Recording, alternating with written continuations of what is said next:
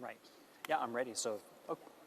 Great. Well, welcome everybody to the Sea Service panel, the Sea Service update. I'm Bryan Clark. I'm a senior fellow at the Center for Strategic and Budgetary Assessments, and I appreciate your coming here today to hear from some of our senior service leaders about what's going on with maritime services. I'll introduce them over across the row here in order. And then I'll go into a series of questions that I have, talking about some of the considerations, mostly with regard to readiness, personnel, and some of the future force concepts that the Sea Services are investigating and exploring. And then we'll have some of your questions as well. When we get to the question and answer period, there's a couple of microphones here in the middle of the room that we'd prefer that everybody use so that everybody can hear your question, as well as the answer from our Sea Service leaders. So to go ahead and proceed, Admiral John Knoll is with us today. Admiral Knoll is currently the head of N13, which is Navy Personnel Plans and Policies, over in Millington, Tennessee, or in the Pentagon, I'm sorry, yeah, here in D.C. And he previously was a commander of the Bonhomme Richard Expeditionary Strike Group. Before that, he commanded USS Porter, as well as Desron 50. He's a graduate of the United States Naval Academy. Thank you for coming, Admiral Knoll. Admiral Linda Fagan is here from the Coast Guard. She's currently the commander of the Coast Guard Pacific area.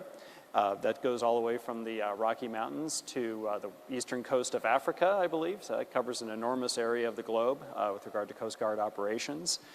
She's a graduate of the Coast Guard Academy and was previously the commander of the 1st Coast Guard District, which is in New England, as well as commander of the New York region of the Coast Guard. She is also the first Coast Guard Golden Ancient Trident Mariner, which is the Coast Guard officer with the longest record of serving in the maritime safety field. So thank you for coming, Admiral Fagan. General Christian Wortman is here. He's the commanding officer from the Marine Corps Warfighting Lab down in Quantico. He is a graduate of the U.S. Naval Academy as well, and previously commanded the Marine Corps Basic School, as well as commanding 2nd Battalion, 4th Marines, and the recruiting district, the Marine Corps' recruiting district in Indianapolis, Indiana. He's also a senior advisor to the Afghan General Staff while serving in Afghanistan. He also served in Iraq as part of Operation Iraqi Freedom. Dr. Shashi Kumar is here from the U.S. Maritime Administration. He's the Deputy Associate Administrator for Deputy Associate Administrator, as well as being the National Coordinator for Training and Education for the Maritime Administration. He was previously the Chief Academic Officer at the Merchant Marine Academy in Kings Point, and was the founding dean of the Loeb Sullivan School of Industrial and Maritime Policy at the Maine Maritime Academy.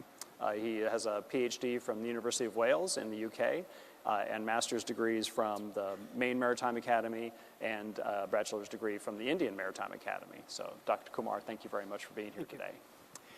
So to start off, we've got an interesting mix of expertise and background here, but one thing that sort of is common to all the maritime services right now is the challenge of readiness, the challenge of maintaining a force ready in an environment where financial resources are not always coming at the right time, coming with some kind of regularity or reliability. Also, there's a situation where we have the maritime force being used at a greater op tempo than probably it has in many years. We have the challenge of great competition rising. We also have the emerging challenge of ongoing climate change and safety challenges that the Coast Guard is faced with. So with these wide-ranging and dynamic challenges, the maritime services are faced with the challenge of maintaining a ready force and preparing for the future at the same time. So I wanted to ask each of our panelists sort of, what do you see as some of the major challenges you're facing when it comes to readiness of today's force, and how are you addressing some of those? So, Admiral Knoll. Sure. So I think that we would say the biggest challenge is maintaining a stable and predictable budget. As we look at where we were in FY17, again, we really had a readiness deficit. and we worked hard as the Secretary tasked us to address readiness in 17, starting to fill holes and balance in 18, and then really starting to build that capability in 19. So with the money that Congress has provided, we have been able to get after that. If you look across the readiness spectrum, our flying hours are up, our ship steaming days are up, our ship depot maintenance is funded much closer to the requirement. Those critical enablers, the civilian workforce at the shipyards, we have increased those. And then from the personnel side, we have really worked hard to go ahead and fill those gaps at sea. And just to put that in perspective for you, when you looked at 2012, we had about 12,000 gaps at sea. Today we have about 6,000. That's still unacceptable, but all of our ships that are going on deployment now as part of OFRP, which we can talk about more later if you'd like, but they're going out at 95% fill, which means a person in the job, and 92% fit, which means the right person, pay band, and rating. So I think across the spectrum, we've been able to get after it, but we have been able to because we had the funding and we had the predictability that then gives us the sustainability. We've addressed a lot of those readiness challenges, but we're not done yet. Admiral Fagan. Yeah, so thank you.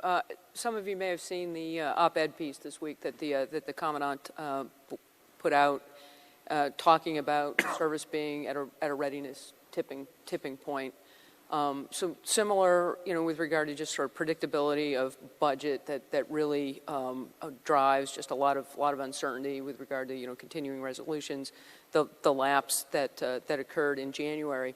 So I should highlight for the group. Some of you may know this, but it's always worth mentioning that the United States Coast Guard is a military service, but we are not part of the Department of Defense. We're an operating agency within the Department of Homeland Security.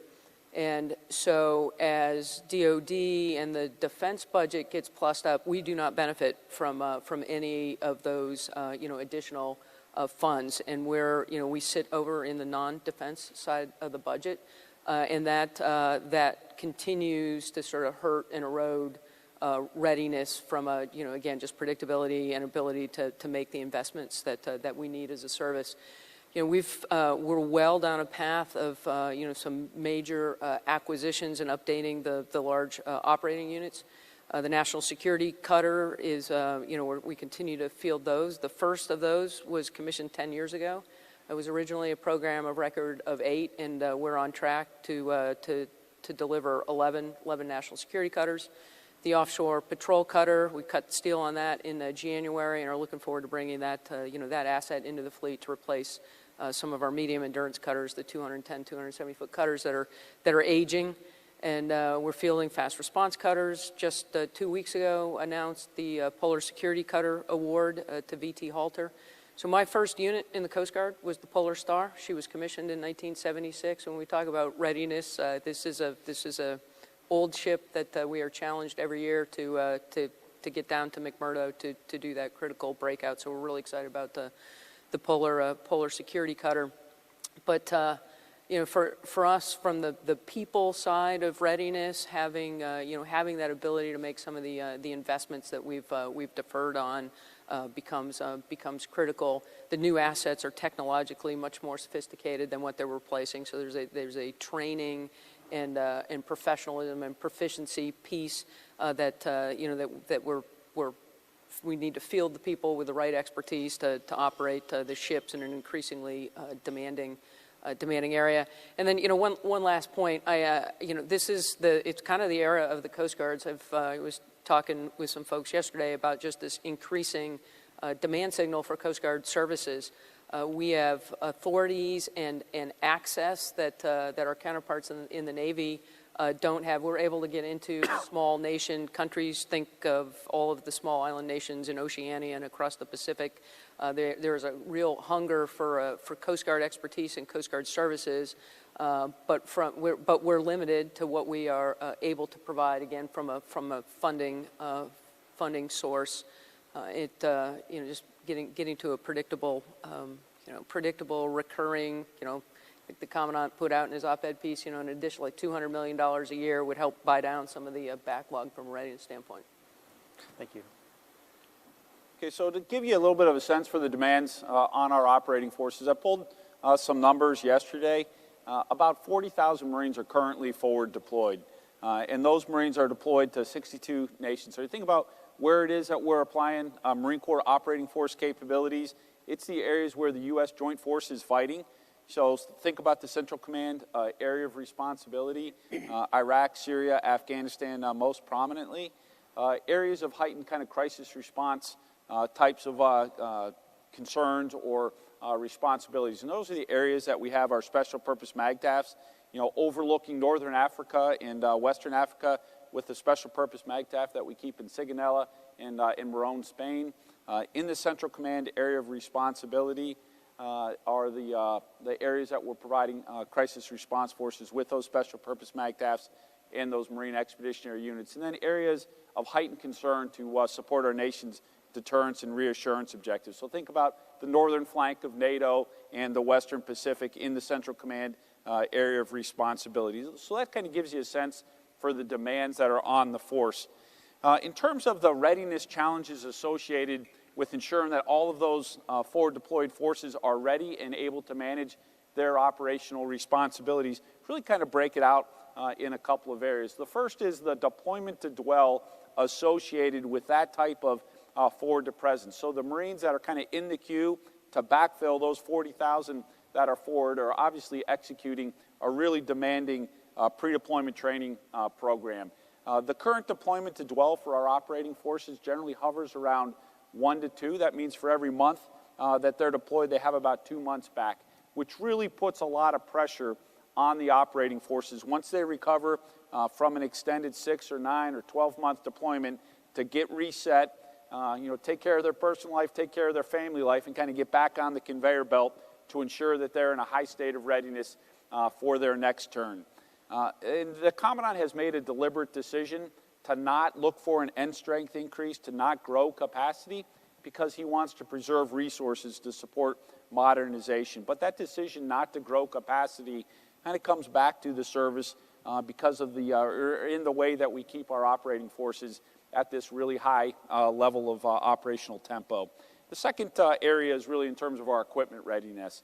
A lot of investment over the course of the last couple of years by the service to address both ground and aviation equipment readiness, and we're seeing pretty significant return on investment. You know, the major end items that would probably attract attention in terms of AAVs, light armored vehicles, M1 tanks, our N777 howitzers are generally hovering between 80 and 85% readiness. Our aviation readiness is improving. Flight hours are up, and then the primary metric that we use to assess training readiness is right where the Commandant has set it in terms of our service objective.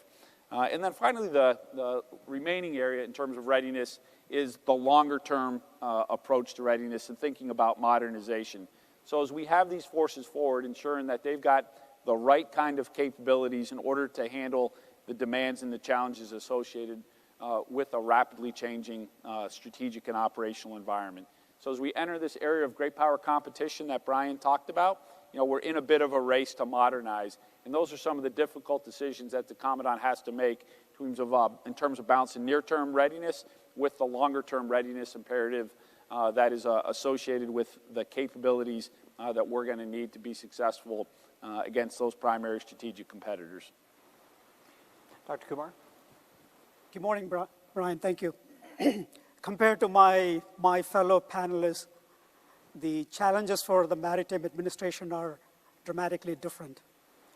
First and foremost, as the administrator, our administrator, Mark Busby, commented yesterday, we have an incredibly important mission which is carried out by civilian volunteers. That's the point that he was trying to stress yesterday for those of you who were here yesterday. That support that we provide for the warfighter as the fourth component really consists of 3 subsystems. The first one is a fleet of 46 vessels that we maintain that provide, along with the 15 ships that the Military Sealift Command maintains, And these vessels, the 46 vessels that we maintain, they have an average age of 44 and a half years right now. So they are no spring chickens. And ships are not meant to really stay tied up, which is what our ships do. You know, if the ships are not operating, it affects their operational capability. The expenses to maintain those vessels goes up phenomenally. So those are some of the challenges we face with those vessels, those 46 vessels. The second part of that subsystem, or the second subsystem that I refer to, is the fleet of 60 commercial vessels that we maintain, that we sort of get from the commercial operators. These 60 vessels come under the Maritime Security Program. They receive a certain amount of subsidy from the federal government, which is an incentive for them to stay as a U.S. flag, internationally operating company.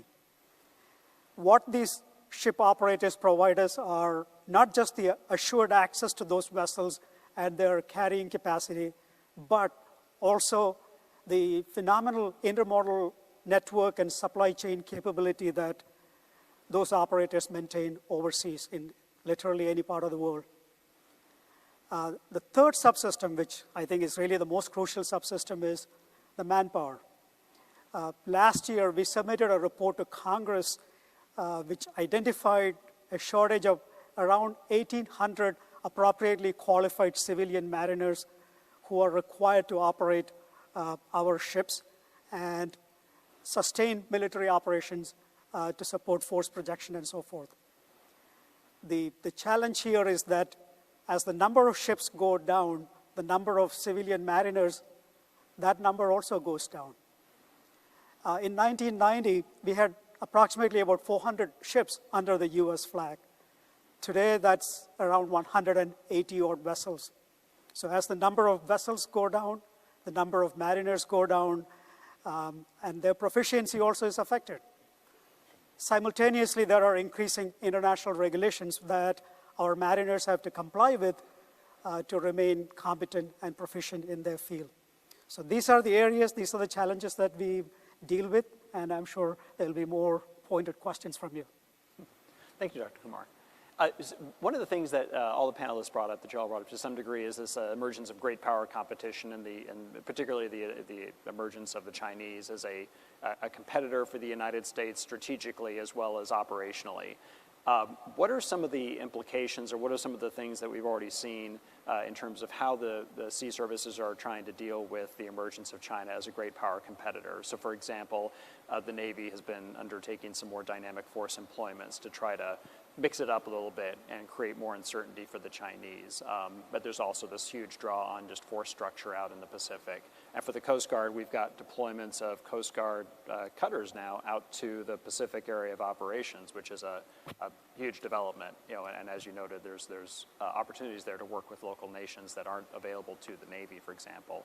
And the Marine Corps is pursuing this very dynamic expeditionary advanced base operations concept in the Philippines and other parts of the archipelago out there that will create new requirements for readiness. And then in terms of shipping and maintaining a force at those kinds of extended ranges, I think there's going to be an implication there for the Maritime Administration and our U.S. flagged fleet to somehow be able to sustain the movement of people and material out there, because the military equipment is supposed to go on a U.S. flagged ship, under cargo preference rules. So how are some of the ways that the military and the sea services are addressing the strategic challenge of China in particular? How are those working their way out through your services, and what are some of the challenges that you're now facing as a result of that change in strategy? So, Admiral. No, thank you. And again, if you turn to page 7 in the Washington Post today, Bryan, you'd see the story on the Abraham Lincoln being dynamically retasked from the Mediterranean to go ahead and head over and to the Arabian Gulf there, as we look at some of the things that Iran is doing. As we look, though, at this reemergence of great power competition, as we look at China, who has certainly expanded exponentially in capability and capacity, as we look at a resurgent Russia as well. And again, that's what, if you think about Harry S. Truman and Abraham Lincoln, what they were doing there in the European theater, it was a signal But as we look at China, we think this idea of more distributed maritime operations, within that, we have a term that we're calling dynamic force employment. And what that really means is that instead of doing these routine, predictable deployments where folks know well in advance exactly where we're going to go, where we're going to operate, we're going to go ahead and mix that up a little bit. We want more agility. As you look at the path that the CNO has us on to build what we're calling the Navy the nation needs, you hear 355 ships, and it's really about a bigger, better, more ready, more agile force, with the talent, the people piece that you need to operate that. On the agility, it's different concept of ops, and again, so we go back to the distribution. We may still have carrier strike groups, expeditionary strike groups. We will also have more distributed forces, whether it's a guided missile destroyer or a cruiser. It could be an unmanned surface vehicle, submarines, you name it, but all networked together. And the manifestation of that is now what we're doing with DFE. So we think that's pretty powerful. And I have to tell you, as we look at the partnership with the Marines, I was sharing with the General that about 2.5 years ago, with Korean, Japanese, and 30 other countries, we were off the coast of South Korea doing a landing, with about 30,000 folks going ashore. The solidarity that showed, as it's not just about distributed maritime operations, right, with the U.S., it's about our partners and our allies, and it's a pretty strong signal when you have those forces arrayed. And if you look now at the Joint Strike Fighter getting out on those big deck amphibs to complement what we have there with the CSGs, you combine that with an Osprey that quadruples your rating range, and you put a baseline 9 guided missile destroyer with SM-6 missiles to reach out and touch, that's something that becomes pretty worrisome in the South China Sea. Right. So that's some of what we're doing. Excellent, thank you.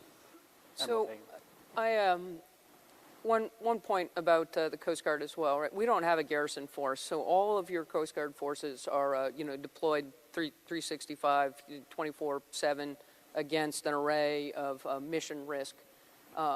We focus as a maritime kind of border maritime security agency, on the homeland and on our national security. So sort of job one from a Coast Guard perspective is in the East Pac and the counter-narcotics effort, where we're a force provider to Southcom. With regard to China and kind of countering the China threat, while I do not work for Admiral Davidson at INDOPACOM, I am his Coast Guard component commander, and so we do, there's force provider role there. Mentioned the ship that we've got currently deployed, the Coast Guard cutter Berthoff, has been working OPCON, TACON to PAC Fleet for since January. You saw in the paper a month or so ago, she did a Taiwan Strait transit, with a Navy ship shadowed by the Chinese. It was, it's an international strait, and also did some UN sanction enforcement with that ship. So it's a great opportunity for us to have a ship operating in that part of the world. Demonstrates our interoperability with the Navy, and also provides just kind of a very visible counter to China that the U.S. Coast Guard is able to operate in the area.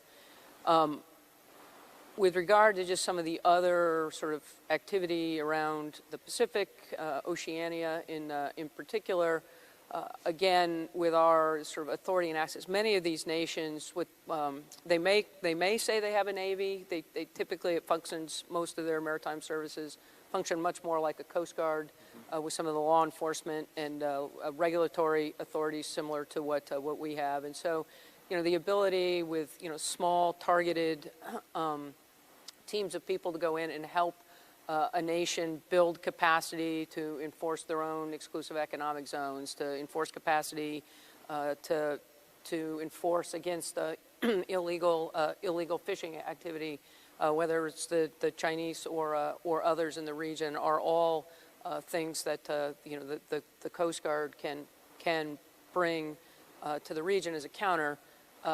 But again, we're not a garrison force, and so that all comes at becomes a resourcing prioritization and decision. And so back to some of the budget constraints that I highlighted initially, without kind of some funding support or offset, and the East Pac is a perfect example.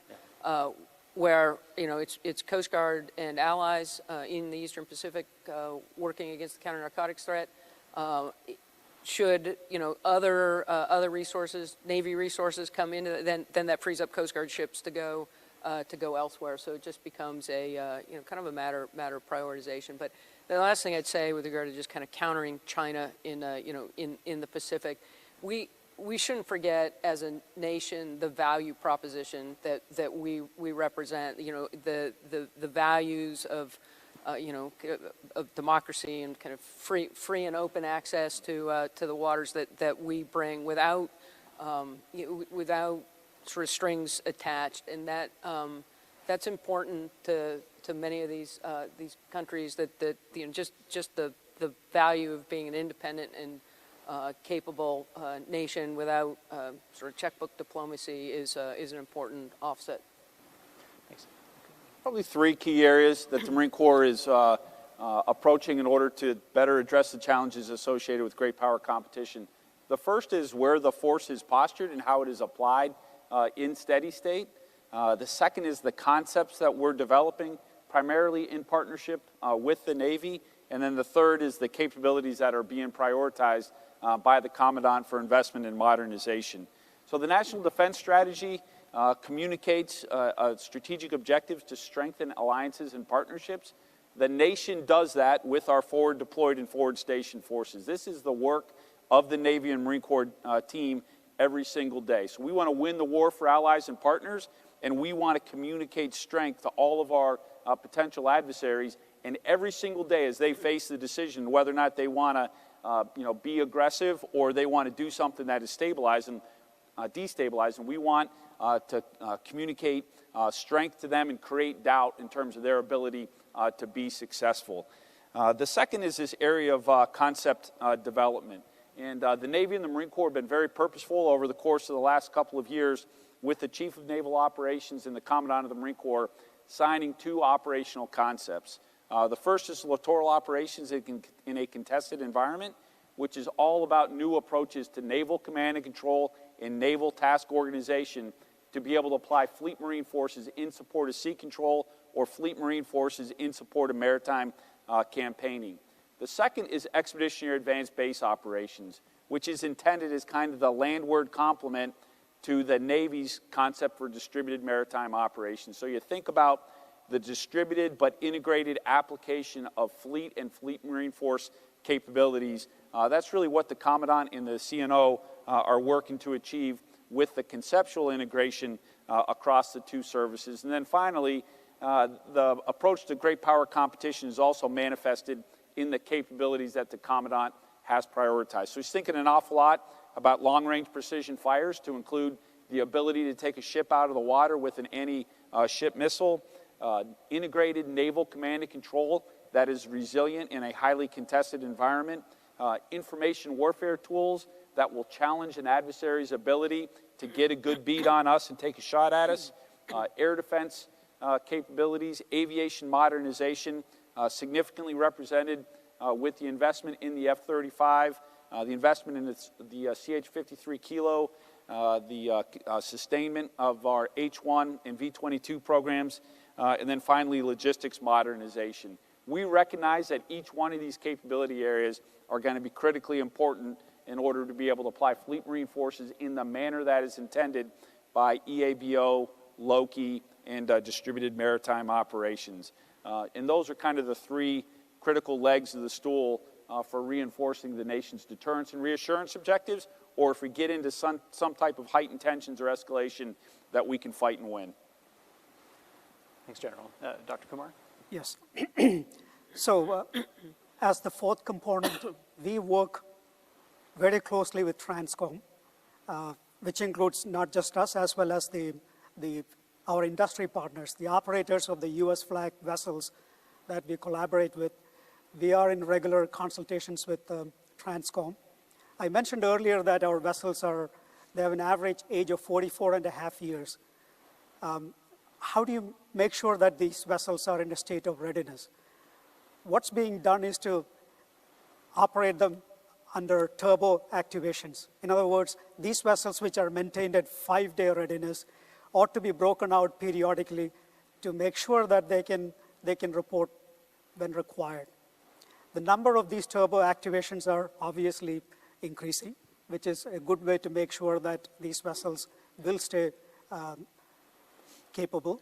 And secondly, the people working on these ships. It so happens that most of these ships have a steam operating plant. If you know anything about modern merchant vessels, nobody makes ships with steam engines any longer. So the US government happens to be the world's largest owner and operator of steam vessels, about 26 of them. So what it means is, from our perspective, we don't have enough steam engineers, especially at the higher levels, the chief engineers and so forth, who can operate these vessels. So we need to make sure that there is a sufficient pool of operators who can operate these sophisticated steam power plants. So that's another area that we are focusing on. In terms of ship capability itself, as you may recall, during World War II, we could churn out a merchant vessel every few days. That kind of industrial capability doesn't exist any longer in this country. In fact, as per the most recent statistics from Clarkson's, which is a major database for these sort of information from the UK, 10 years ago, in 2009, there were 309 shipyards who could build a cargo vessel of more than 20,000 deadweight tons. This is the kind of big ship that, not very big, but medium, small, that kind of ship size that you want to support the warfighter. So from that 309 10 years ago, today we have 127 shipyards worldwide who can build ships of that size. That's a significant decline. Why is that happening? It's because of the integration between the major shipbuilders. Now, of those 127 shipyards, 107 are located in 3 countries. The biggest one is China. Then you have Korea, which has a smaller number of shipyards. And the third one is Japan. And Japan is an increasingly smaller player in world shipbuilding. So you can see where the industrial shipbuilding capability is now concentrated. So these are some of the issues that we are dealing with. The only way we support that industrial shipbuilding capability in this country is through the Jones Act. And the Jones Act right now has approximately around 99 vessels of the size that I was talking about earlier. So this is where we are in terms of supporting our logistics capability. And I should also say that in terms of the mariner proficiency, we have created training programs to sort of introduce them more and more towards the contested environment operations. So there are more specific courses that the mariners have to go through as part of being in the strategic sea lift operations. Thanks, Dr. Kumar. One thing that Dr. Kumar brought up that you'd all kind of touched on to some degree is the challenge of demographics and personnel in the future. As the maritime force changes to become more technical, require more skills of our incoming sailors, Marines, Coast Guardsmen, and mariners, you're looking for a little more technically savvy person to come in. At the same time, the services all have a different need in terms of what's the demographic makeup of the service. The Navy's got a little bit more of a top-heavy service with more senior, technically experienced people. The Marines have a much larger cohort of younger Marines. And then you've got the Merchant Marine Force that has a very large number of very senior people and a very small number of junior people, which is a problem going forward as those people start to age out. And the Coast Guard is somewhere in between, having a mix of several of those types of groups. So what are the challenges that the services are experiencing? How are you trying to address the need to tap into a labor pool, especially in an economic environment where unemployment is extremely low, to bring in people that want to join the military or the maritime services, and you know, enter that life when there's a lot of opportunities for them. Sure. So you've really outlined it nicely. When we look at, I think the figures over the weekend, unemployment at the lowest that it's been since the mid-1960s, wage growth going up, particularly blue-collar wage growth, and the number of folks that we can go after is shrinking, and then the propensity within that eligible pool is getting smaller. And so we, in addition to industry, are all looking for those same kind of folks that have the kind of ability that you're talking about. So we're doing a number of things. The first that I would tell you is when Admiral Moran was Chief of Naval Personnel, before Admiral Burke, he looked at that. We saw what was coming, and we also saw, from a personnel standpoint, an industrial age system, doing things exactly the way we did them when I came in, and many of the folks sitting in the audience, exactly the same.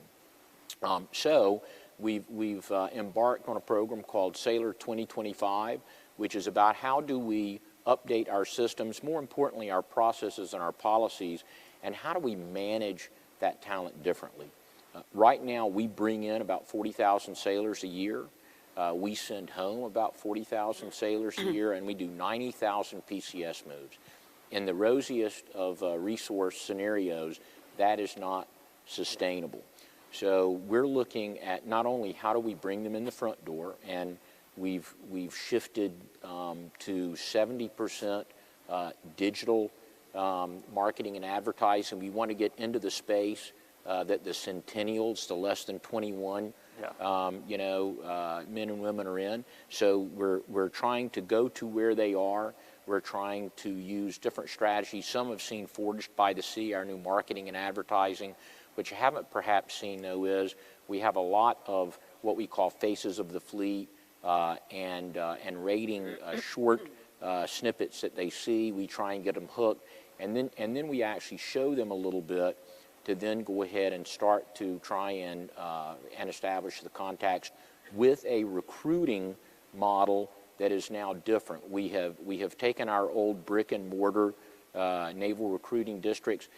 We've gone to more virtual talent acquisition groups and talent acquisition onboarding centers to go ahead and bring them in. And then as we bring them in, we're going to manage it differently. Some may have heard about a detailing marketplace where as we look at keeping them, because you mentioned for us, the issue is once I've built you from an apprentice to a journeyman and then to a supervisor, it's critical that we keep those journeyman supervisors. Incidentally, we're doing quite well with that right now, but that continues to be an issue.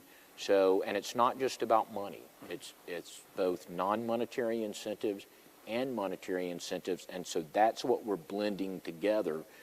And you now have the IT, you have AI that will help us do that, to then manage that force a little bit differently, and using tools like one of the pillars of Sailor 2025, which is Ready Relevant Learning, which is a different way of delivering that course content. And the last thing that I'll say, because I know I've gone a little bit long, but if you've read Tom Friedman's book, Thank You for Being Late, you've probably seen the chart that shows the pace of technological advancement and then the pace of human adaptability, and we're well beyond the inflection point. I prove it every day when I try and do something, on a social media site and have to get one of my kids to help me. But so we know that we have to bring in and build continual learners. And so the last thing that I'll mention there is our focus on education. How do you build that continuum of leader development and learning? We're doing it deliberately through things like the CNO's Naval Leader Development Framework. That's both enlisted and officers. We're doing it through our Education for Sea, where the Secretary of the Navy directed that study, and we're now standing up an N7, not like the N7 that many of you would be used to, but the Director of Warfighting Development that will be in charge of that, the education learning, but will also link together strategy development, wargaming, experimentation. How do you do all that so that you get it out to the fleet? So we've turned it all upside down. This transformation and how we do things. We're really in execution year now. If you see sailors, you might see them on their iPhone looking at My Navy Record, which they can get to, incidentally, CACless. Wow. And we'll expand that this summer with My PCS, where they'll be able to do the same kind of thing there. How do we streamline all of it? It's a different individual. They're still great. But we're going to manage that talent a little bit differently because we have to. Yeah, great, thank you. Yeah, so, recruit, you need to recruit the best talent possible, then you need to retain it.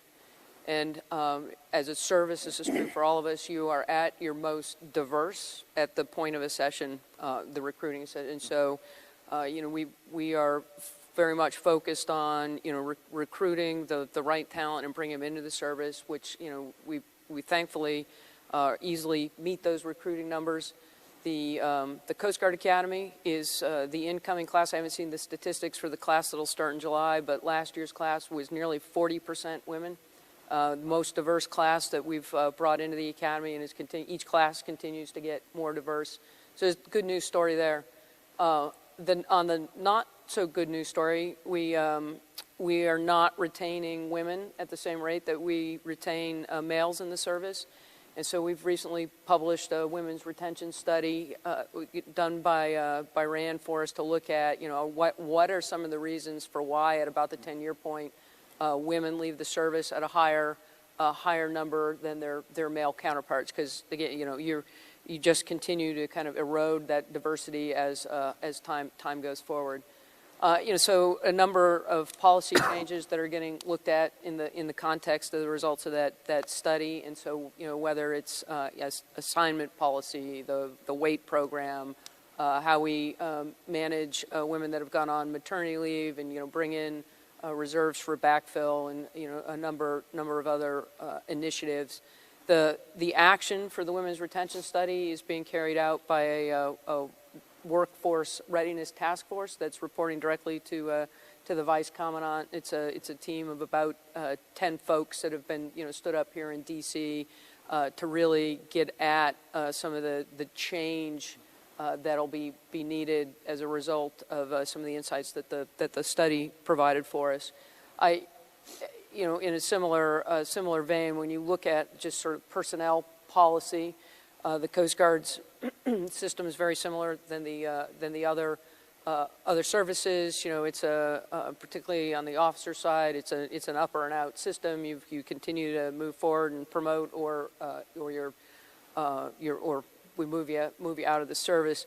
And much of that policy is kind of rooted in a workforce, what I'll call a post-World War II workforce, where you had single male breadwinner. Typically, there, you didn't have two working spouses, and wife often then home taking care of kids. That's not the workforce we have right now.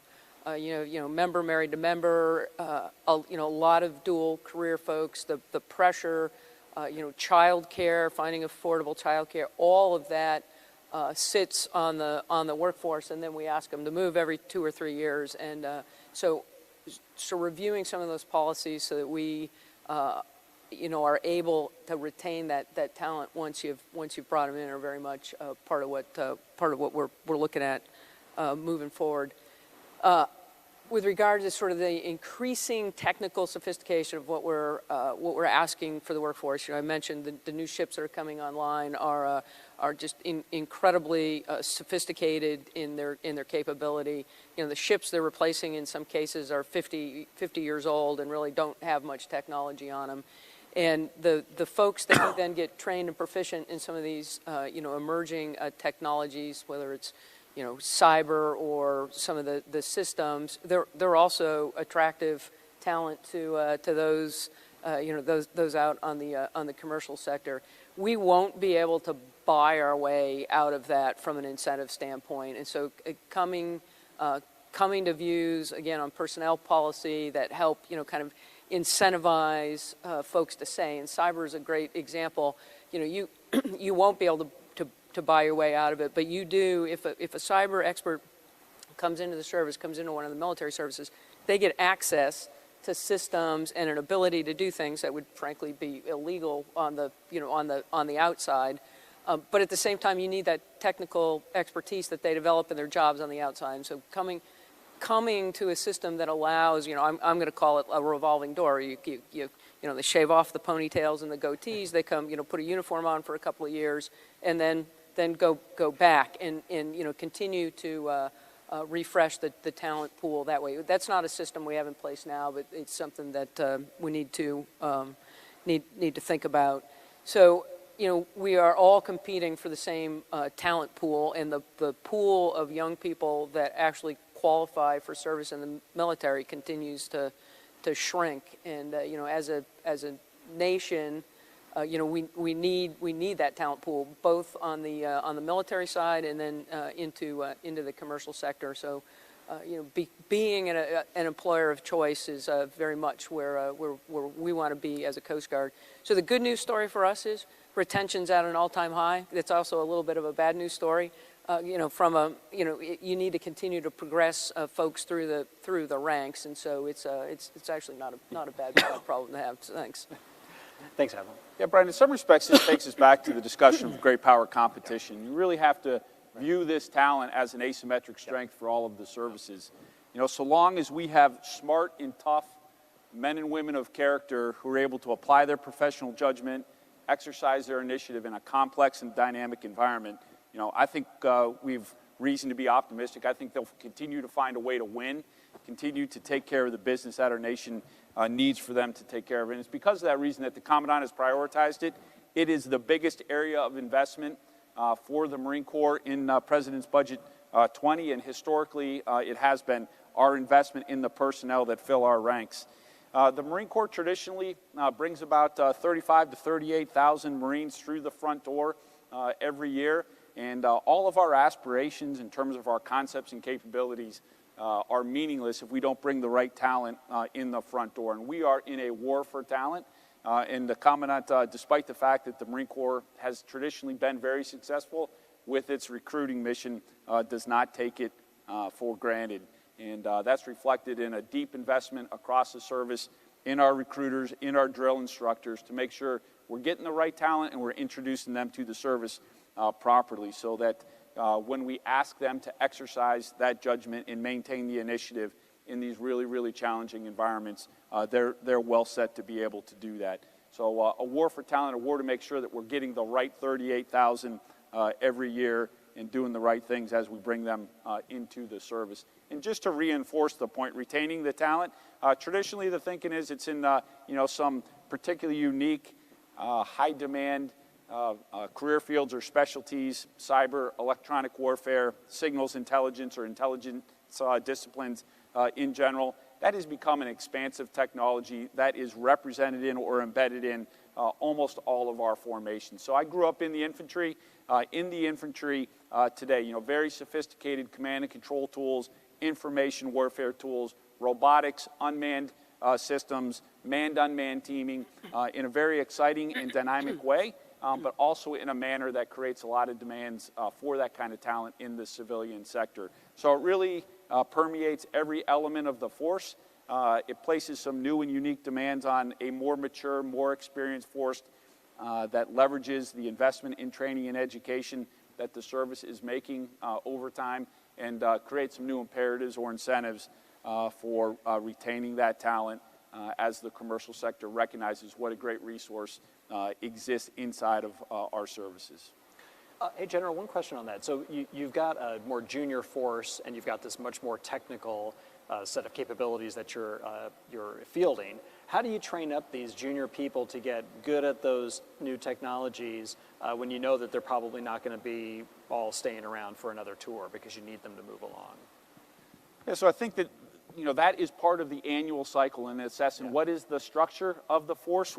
How do we want to do the grade shaping to account for the fact that we need to increasingly leverage a deep investment in their training and education, and also control costs and minimize the growth in our manpower budget that is associated with the grade shaping for the more mature, more experienced force. And there's a real balancing act in there.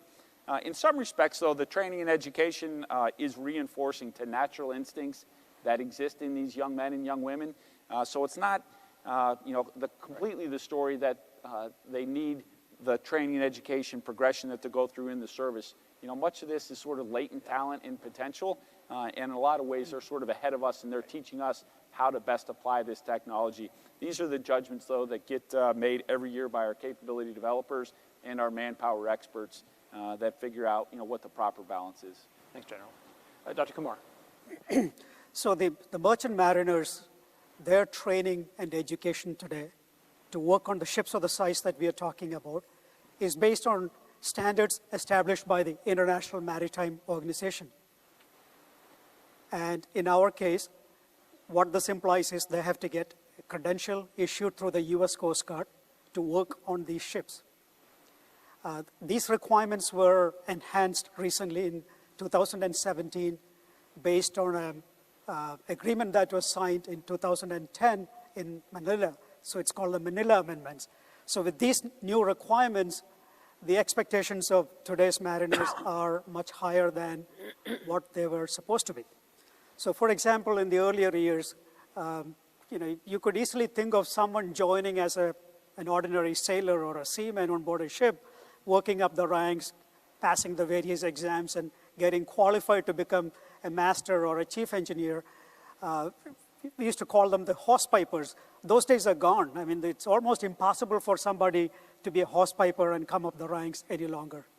So what happens today is pretty much every officer, every engineer who is joining the Merchant Marine, they are coming out from one of the state academies. There are 6 of them, or the Federal Merchant Marine Academy at Kings Point.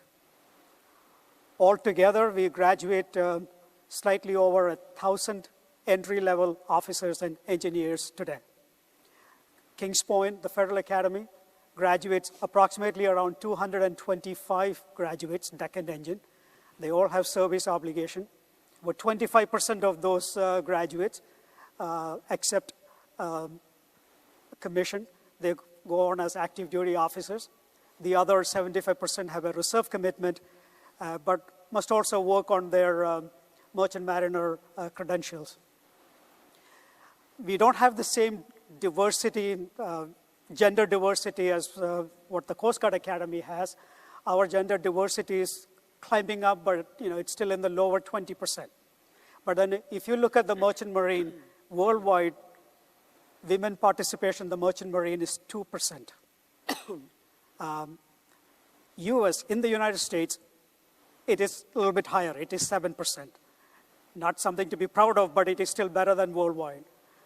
Having said that, the Merchant Marine Academy is focused very much on increasing the diversity, gender, as well as ethnic. Now, in terms of what is expected of these people today, the technology is it's going up by leaps and bounds. Ships today are highly sophisticated. To give you an example, the big container ships that are operating right now, the 20,000 TEU container ships, that's a quarter-mile long. To put that in perspective, it's like 4 football fields end to end. That's the length of one of these ships. And for a young 22-year-old, 23-year-old officer navigating this behemoth, it's a phenomenal responsibility on those shoulders. So there's a lot of expectation from math, science, technology, computer, all these areas on these young officers today. As far as the labor pool itself is concerned, our problem is not the entry-level officers. It's the senior-level officers. What happens is these 1,000-plus graduates who are graduating each year, quite a few of them do work in the Merchant Marine. The others may go and do something else. If we don't have the ships to hire these young men and women graduating each year, that's going to happen. So our real challenge is how do we keep the retention of the upper-level officers to make sure there is the continued skill availability. Thanks, Dr. Kumar. So we'll open it up here for questions in just a couple minutes, but I wanted to ask one more question of the panel first. So if you do have a question, you can start making your way up to the 2 microphones that are there in the center of the room. But one thing that I think is probably very likely to happen in the future is budgets are eventually going to settle out. We're not going to continue to get the same kind of budget increases in the defense and in the Department of Homeland Security that we've been getting for the last couple of years. I mean, this year we're likely to get a budget agreement. It sounds like that's probably going to happen. We'll do something to get around the Budget Control Act caps for another year, which might take us to the end of the Budget Control Act. But the challenges faced by the government in terms of funding debt service to the national debt, funding social programs like Social Security and Medicare and Medicaid, those are eventually going to crowd out continued increases in defense. And there may be less interest on the part of the people in funding it. So as the budget environment becomes at least a little less open-ended and maybe a little bit more constrained in the future, one of the challenges will be balancing investment in current readiness versus future investment in new capabilities. So, and you've all talked about new capabilities that the services are pursuing. Those new capabilities have a cost to procure. There's a cost to train up people to operate them. And there's also a cost to maintain them, and that's likely to be higher than the cost of the system they're replacing because they're more sophisticated, they might require more maintenance, they certainly require different maintenance. So as the cost both to buy and own the force goes up, this constrained budget environment will begin to crowd out, the continued investment in today's readiness.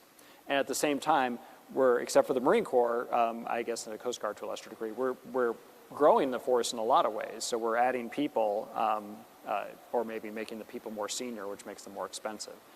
How are the services all pursuing this balance between investment for the future and sustainment of the current force? And as we get a more constrained environment, are you going to have to start to focus on one over the other? I don't know. Yeah, I guess I think you are right, and I think that one of the things that the CNO instituted was as part of our POM process. It's strategy driven.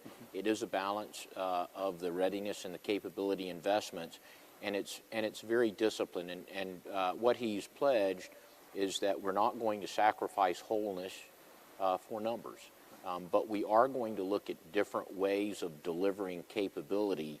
For instance, if you think on the surface side, right now we're pretty top heavy with large surface combatants. As a Aegis DDG cruiser guy, I like that, of course.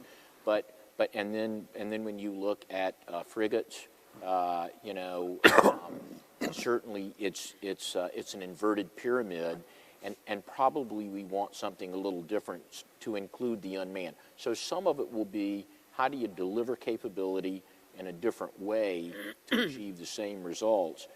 But on the front end of that, doing that trade-off, but doing it in a disciplined fashion and then not sacrificing that wholeness. We call it total ownership cost. On the manpower side, that means that if you're going to buy the billet, then you've got to buy the overhead that goes with it, the cost to do PCS, the cost to train them, the cost to give them leave in between duty stations, all those kinds of things. If you don't do that right, you end up with gaps at sea. And so there will be a balancing act, but the way that the Navy is going to get after it, I think, is going to be one to make sure that we understand we're witting as we look at those trade-offs, and that two, we look at and how do we get the most out of. I won't get into reform efforts, but certainly the Secretary and the CNO have had us look hard at where we can find efficiencies within that can then be applied to the warfighting forces. And our manpower transformation is a great example of that. The transformation that we're doing here over the next couple of years, once you get to FY24 and beyond, then you're saving money and you're seeing efficiencies. We're doing that in other areas as well. So you think some of these Sailor 2025 programs might reduce the overall number of people you need by more efficiently managing the force? I think you could see that, and I think the other piece part of that is that what you don't want to do is spend $500,000 in developing a nuclear trained technician, and then when they're a journeyman. And I don't need them in this particular nuclear rating, but with a small amount of differences training, I can put them in another one. It's about that's what Sailor 2025 is all about. Yeah, thank you, Admiral. So I wish we were in the budget environment that you've described from a DoD perspective. We're underwater now. We've been underwater. The Budget Control Act, as we just continue to fall below that baseline. It's been about $300 million, in erosion and buying power, and so our O&S side, the operating expenses side, is a challenge for us. It has been a challenge. We've got a $1.7 billion backlog in shore infrastructure. Some of this is just aging infrastructure that we have not had the ability to lift from an investment standpoint. That's not going away. It continues to be a challenge for us. As the new assets come online, they are more expensive to operate and maintain, and they need, ships don't operate at sea 365 days a year, so they need, adequate shoreside facilities to tie them up and do your dockside maintenance. I mentioned that we get, and this number has not changed, and I think it's been almost 20 years, we get about $340 million in kind of OCODE, Department of Defense funding. That has not changed, like I say, in quite a long time, but in return, we're probably providing about $1 billion in benefit, whether it's the patrol forces, Southeast Asia, patrol boats that we've got over in CENTCOM's AOR, or some of the effort in the Eastern Pacific. So you'll see in the op-ed piece again that came out, I think it was yesterday or day before, with the Commandant is really, because this is a readiness issue, right? Not the inability to make some fundamental investments in in infrastructure and in operating expenses continues to erode readiness, and and some of this goes to this budget structural issue that we've got as a country that has has one of your military services bucketed in a non-defense portion of the budget that's capped and has not benefited from some of the recent increases. And at the same time, we've got over 25 oversight committees. I mean, it's a challenge for for our appropriators as well to get us the adequate funding. And so the Commandant's language in the op-ed, he talks about we're looking for parity as an armed service and as a service provider, critical to our homeland and national security, yet we continue to see the erosion in buying power every year. And so getting to the point where you've got a regular and predictable $200 million that we're able to then start to invest against some of that shoreside infrastructure and backlog are just absolutely critical to sort of stop the erosion of readiness that we're experiencing now and start to get us on a trajectory that allows us to make the key investments that are necessary to continue to operate ships and provide the type of services that we do as a Coast Guard. It's been very impressive, given this budget environment, that the Coast Guard has been able to stay the course on the National Security Cutter and the Fast Response Cutter and the Offshore Patrol Cutter. Do you anticipate that you're going to continue to press the gas on the recapitalization? Yeah, so the recapitalizations are absolutely critical. The foot is definitely on the gas. And we'll get to the National Security Cutter was a program of record of 8. We've been appropriated now for the 11th National Security Cutter, Polar Security Cutter. money for the first one, a little bit of seed money coming for the second one. The intention is to build 6 polar security cutters, at least 3 of which are, heavy capacity, ice-breaking capacity, and we need one now. So we are really excited that we're able to announce that contract. So, in the offshore patrol cutter, fast response cutters, so we're absolutely committed to those acquisitions. No letting off on the gas. Where the shortfall is coming then is on some of the shore side and operating expense. That $1.7 billion isn't getting better. It just continues to grow as the assets come online. Thanks, Adam. General? So great power competition has the advantage of really focusing the mind. And I would say all of the service chiefs, today in the current budget environment are making really difficult choices. Traditionally, the commandant gets 3 levers that he can pull every year to balance the budget. The first is readiness, the second is end strength, and the third is modernization. The Marine Corps and kind of where it fits inside of the U.S. Joint Force, it's a forward deployed, forward engaged, rapidly deployable force. In the current National Defense Strategy, they talk about the global operating model. The Marine Corps, and in many ways, the Navy and Marine Corps team is out there in that contact layer, those forward deployed forces that have to be in a high state of readiness, and then those rapidly deployable forces in that the nation applies in some type of escalating contingency, just places a premium on readiness. So if you really view 3 primary levers that a service chief can pull, you kind of take that one somewhat off the table for the naval services because of their unique contribution.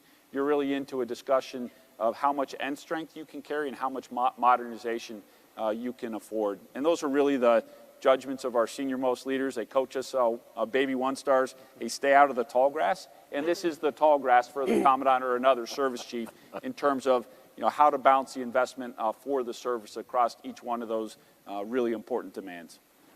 Thanks, General. Dr. Kumar? Yes.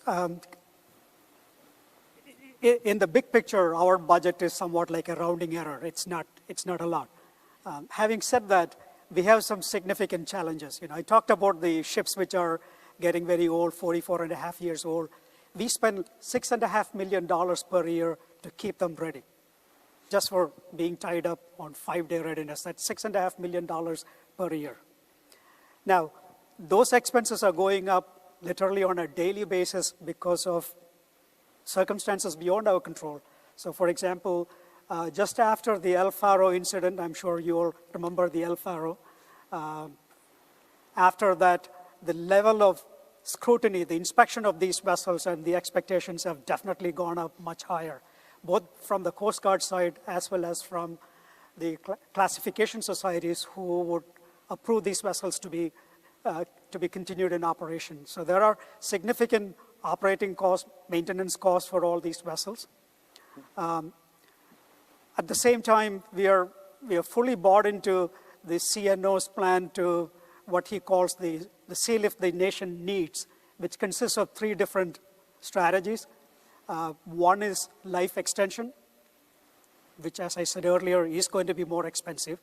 2, buy used vessels, selected vessels, and then build military capability into those vessels. And 3 is to build U.S.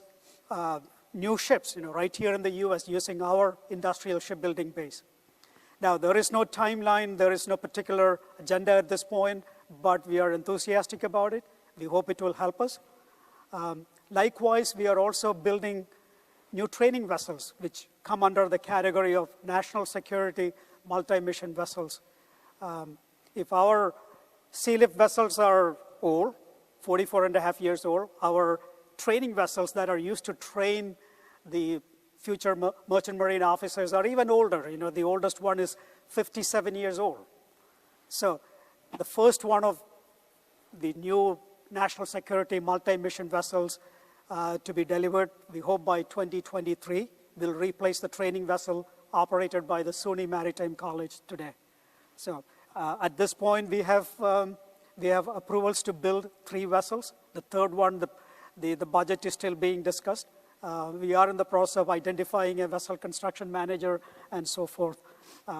So these are some of the things we are doing in terms of being prepared for the future operations.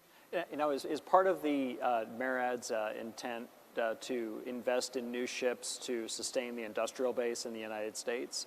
Or is it that's just the mix you want, is a mix of used and new ships? We are required to build in the U.S. Right. So certainly it helps the American industrial base. Right. Absolutely. Thank you. So we'll do some questions from the audience here real quick. So if you could just state your name and your affiliation, if any, and then your question to the group, whether it's an individual person or the group as a whole. I appreciate it. Go ahead. Sure. Hi. Sam Legrone with USI News. Admiral Noel, I was going to take you up on the opportunity to talk about OFRP. So right now, the goal of the program is about, 36 months for the cycle, to train and get ready. But since I think Representative Luria during the last posture hearing said that cycle's closer to 45 months to go and get a strike group ready, trained up and ready to go. Does the program need to be tweaked? Does the Navy need to rethink how they're doing this because it's not hitting the goals that it's originally intended? And especially on the East Coast, and what are y'all thinking about moving forward with that model? Sure, thanks. And so as we look at OFRP, and I think what you're describing is we have had instances where, as we look at the maintenance side of that, it ends up going long. And then that starts to impact as we get into the basic and advanced phases for that. If you're not familiar with OFRP, it's a 36-month cycle, and it's designed to have a maintenance followed by basic and advanced training. We certify the ships and air wing and the strike group to deploy or individual deployers to deploy. And then they go out for deployment. Right now, we're fixing that at about 7 months. And then they come back. There's a sustainment period where we can also then use them for dynamic force employment. Then they go back into the maintenance. So while it is certainly true that maintenance has in the past impacted that is starting to get better. And so I think if you were to ask Admiral Grady or Admiral Aquilino, they would not tell you that we're looking to move away from OFRP. We do think that it works, and actually the Secretary and the CNO are looking, pretty hard at, hey, what are the actual metrics that go with that as part of, perform to plan, which we're doing across the Navy and across the enterprise, if you will. So no, there's no push right now to move away from it. Let me address, though, what I think would be then kind of a follow-on question. As we look at dynamic force employment, we've had Harry S. Truman was the first where we pushed her, over and then, pushed her on deployment, changed sort of where she was heading, gave her 3 months in the North Atlantic, again, a pretty strong signal to the Russians, brought her back into her home port of Norfolk for some weeks, and then pushed her back out and up into the Arctic Circle, the first time in 3 decades that we'd had a carrier strike group operating up there, and we learned a lot. I tell you that because we did all of that within the OFRP construct for Harry S. Truman, and that's what we envision in the future, but it does require discipline with respect to the demand signal. And one of the things that has come out, especially post-collision and with the comprehensive review and the SECNAV's review, is that when the commander at any level needs to say, no, I'm not ready for this operational tasking, then we need to take a good hard look at that.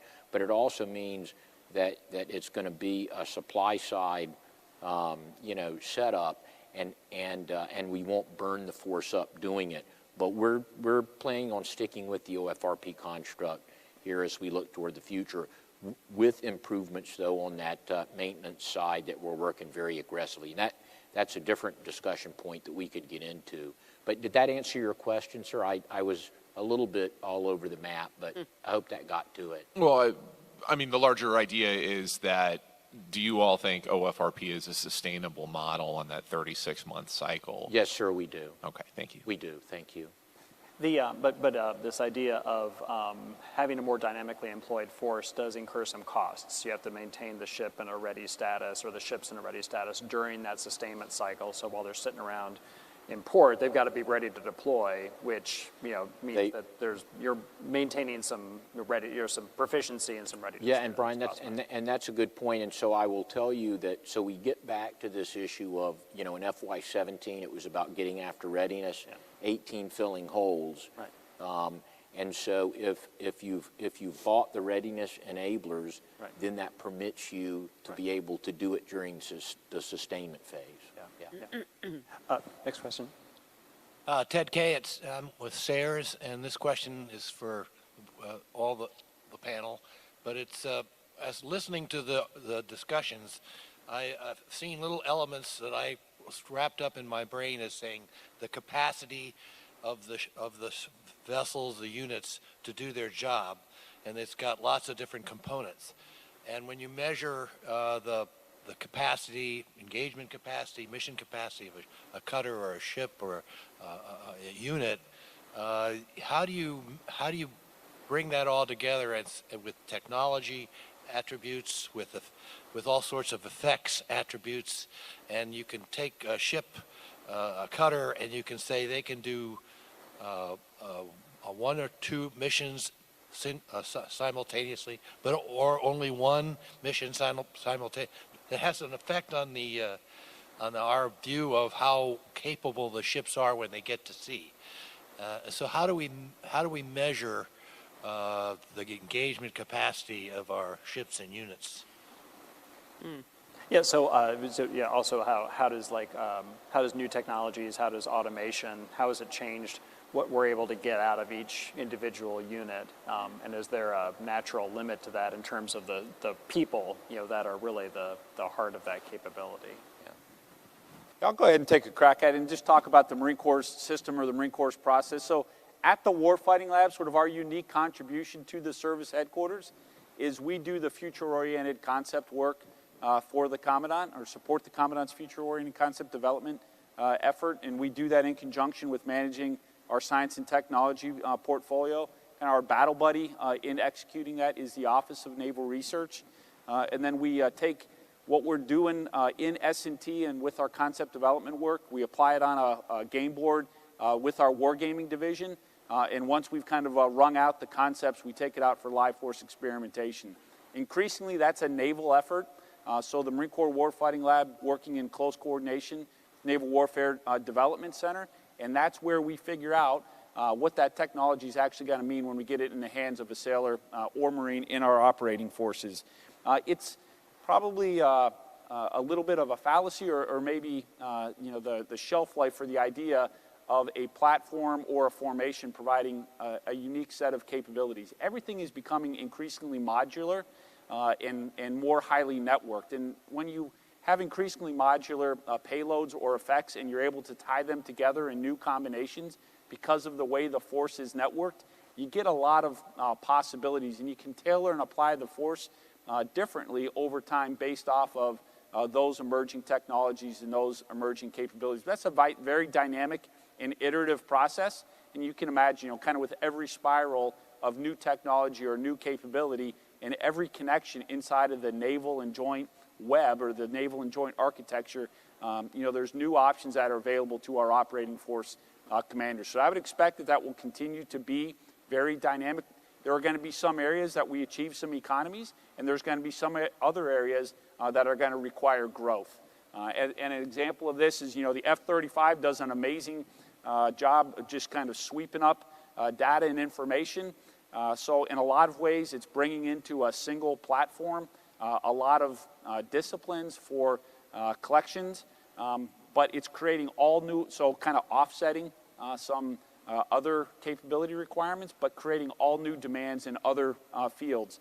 So I would expect that it will be kind of a dynamic process, and it's not going to necessarily be a one-for-one replacement. We're going to have to retrain ourselves in terms of how we think about capability development, what the implications are for tailoring and applying the force, and kind of the second, third, and fourth order impacts of inserting these new technologies and capabilities into our operating forces. So from a Coast Guard perspective, right, all of our ships are sort of multi-mission. Even when the Polar Security Cutter is built out, it will be able to do a number of missions, and the ice hardening then becomes critical to gain more persistent access in the high latitudes. A good example on the national security cutters, right? A lot of sophisticated communications equipment that all gets brought in and integrated across the mission sets.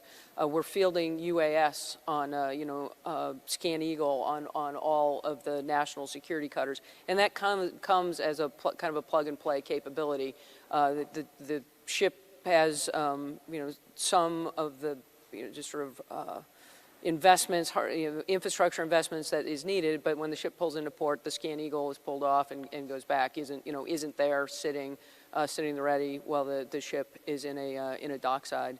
So all of the new ships coming online have just much more capability than the older legacy ships that they're replacing, and so bringing that in across a multitude of missions and integrating it. So a Coast Guard ship could get underway, focused into the Eastern Pacific to do law enforcement and counter narcotics, but they could have a search and rescue case en route, or to be diverted to the Arctic to the Bering to stand star ready, and we do that with our ships all the time. And so the way we get at it is just sort of have a multi-dimensional, multi-mission talent group on the ship, and then bring it to bear where the risk is greatest, and then talk about how these assets get employed.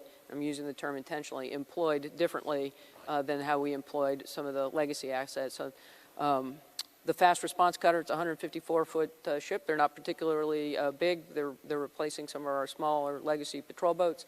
The one stationed in Honolulu got all the way out to Kwajalein Atoll last summer. It was over 2,100 at-sea miles. Done with a larger ship to support from a fuel perspective. But again, just a different way of bringing presence and integrating some of that capability that we're fielding. So I think we have time for one more question. Thank you. I have one, unless somebody else has one. So my question is, so you brought up logistics in terms of supporting a fast response cutter on a 2,000-mile trip. I think one of the things we're finding with a more distributed force is going to create an increased demand for logistics, or a different demand for logistics than we've experienced in the past. Marines doing advanced base operations in littoral areas are going to need logistics perhaps provided over a longer distance than they have in the past, because maybe the amphib can't remain right offshore to send things over the beach as they would have in the past. How are the services dealing with the increase in demand for logistics that we're likely to see going forward? Now, in fact, last week, Vice Admiral Burke and I and some of our team were over in the logistics war room at the Pentagon having exactly that discussion. And so we are looking at how do we want that delivery model to look? What do we need to recapitalize or to extend the life of? And then where can we get some commonality across classes of, for instance, logistic ships? So things like the common hull auxiliary multi-purpose ship, where it's a common hull and power plant, but then I can tailor it, perhaps even to include things like distributed medical, expeditionary medical care. That's kind of how the Navy is getting after it. But we know that we've got to increase that capacity and the capability. So one of the things that we've done is we've home ported the national security cutters, right? There are 3 home ports for the national security cutters: Charleston, Alameda, and Honolulu. And as they come out, that's where the investment for the shoreside infrastructure, the maintenance teams are invested in those 3 locations. From a just forward force projection, and I'll turn to the Berthoff's deployment, ongoing deployment now, will be followed by the Stratton later in the summer. We're able to do that because we're working for the Navy. So we're relying heavily on the Navy's logistic system to support that ship. She just had a mid-patrol maintenance period in Hong Kong. We had some of our maintainers in, but again relied heavily on the Navy system over in that part of the Pacific, because we just don't have that investment. That makes sense. Good, General. So some of these operational challenges we confront are, in fact, a game of logistics. You have to be able to move fuel, ordnance, and spare parts. You're going to be able to sustain the tempo of operations. Sometimes not sexy stuff. So you still need utility vehicles. You still need, a good fleet of, medium and heavy vehicles. And then we need the assault support aircraft that support the fuel, ordnance, and spare parts distribution. So investments in stuff like the Joint Light Tactical Vehicle, the CH-53 Kilo, the C-130 are important components of our ability to sustain the force in these highly contested environments. Doing a lot of work to develop unmanned and autonomous air vehicles, surface vehicles, and either underwater or semi-submersible vehicles. And some of these systems are able to operate really high capacity over operational distances, so operational ranges. And we think that's going to be increasingly important in an area of contested operational logistics. And then finally, we continue to be big believers in the strong partnership that we have with the Navy and recognize, the essential role of the amphibious fleet. Those small deck amphibs, the LSDs, the LPDs, that are able to move large amounts of fuel and ordnance and then tie into their air and surface connectors to close the distance, get the fuel and ordnance in the right locations, hand it off to Marine Air Ground Task Force, tactical level logistics capabilities. But obviously there's a lot of discussion about, when and how to apply those capabilities to minimize any risk for some kind of a long-range strike capability that an adversary may possess. Right. As the logistics support provider for the U.S. Transcom, we work very closely with them. So they do all the war games and planning and so forth, and we have some of our staff who are deeply involved in those discussions. So based on that, we have the type of ships that the Transcom wants. Obviously, the biggest desire is for ships which have roll-on, roll-off capability so that tanks and armaments so forth can move in and out easily. Those kind of vessels are at a premium. Recently, it has been identified that we need more capability to transport fuel. So that's going to be probably one of the next areas of attention. So that's what we do. Thanks, Dr. Kumar. Thank you all for being here today, and I'd like to give a hand to our panelists for a terrific discussion. Thank you all for participating.